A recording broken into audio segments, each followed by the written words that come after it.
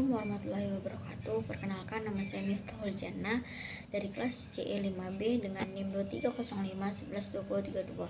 Di sini saya akan memaparkan materi tentang cyber law dan cyber scam.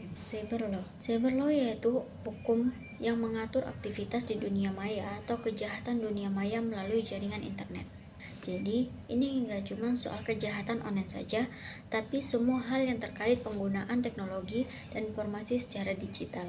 Istilah cyber law muncul seiring lahirnya Undang-Undang Nomor 11 Tahun 2008 tentang informasi dan transaksi elektronik yang mulai berlaku sejak 21 April 2008. Istilah lain yang sering dipakai yaitu hukum teknologi informasi, hukum dunia maya, atau hukum telematik.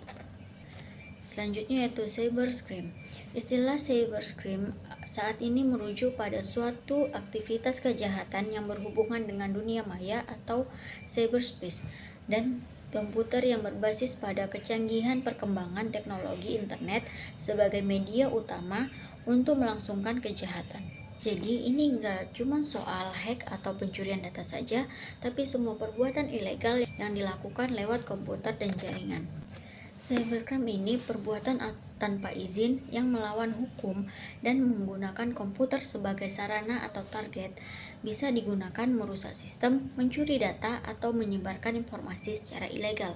Pelakunya biasanya seorang yang ahli di bidang komputer dan pemrograman, yang tahu cara kerja sistem dan jaringan untuk menemukan celah keamanan. Selanjutnya ada juga karakteristik dari cybercrime. Yang pertama yaitu kejahatan kerah biru. Ini adalah kejahatan yang dilakukan secara konvensional, misalnya perampokan, pencurian, atau bahkan pembunuhan. Intinya tindakan kriminal nyata dan langsung terasa dampaknya. Yang kedua, kejahatan kerah putih. Jenis ini biasanya dilakukan secara profesional, misalnya manipulasi data atau aktivitas ilegal di kantor dan perusahaan. Bisa dilakukan secara terbuka atau tertutup. Yang ketiga, ada cybercrime yang menyerang individu. Ini adalah kejahatan yang menargetkan orang lain dengan motif dendam atau sekedar iseng, yang tujuannya bisa merusak nama baik atau mendapatkan kepuasan pribadi. Contohnya termasuk pornografi online atau cyber stalking. Yang keempat ada cyber yang menyerang hak cipta atau hak milik. Kejahatan ini menargetkan karya orang lain, misalnya menggandakan, memasarkan, atau mengubah karya digital demi kepentingan pribadi atau materi atau non-materi. Dan yang kelima yaitu cybercrime yang menyerang pemerintah. Di sini, pemerintah menjadi target kejahatan, bisa lewat teror digital, peretasan, atau tindakan yang mengacaukan sistem pemerintahan. Tujuannya bisa merusak keamanan negara atau bahkan menghancurkan sistem pemerintah atau cyber teroris. Selanjutnya di sini juga ada contoh kasus dari cybercrime, yaitu kasus yang terjadi pada Prita Mulyasari. Di sini Prita Mulyasari digugat dan dilaporkan ke polisi oleh Rumah Sakit Omni Internasional atas tuduhan pencemaran nama baik lewat email. Kasus ini bermula dari surat elektronik yang dibuat Prita berisi pengalamannya saat dirawat di unit gawat darurat Omni Internasional.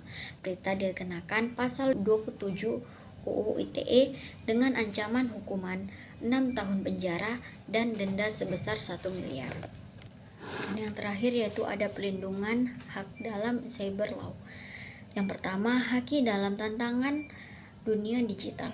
Perlindungan hak atas kekayaan intelektual atau haki menjadi sangat penting karena pelanggaran di dunia digital semakin marak seperti carding, hacking, dan cyber squinting.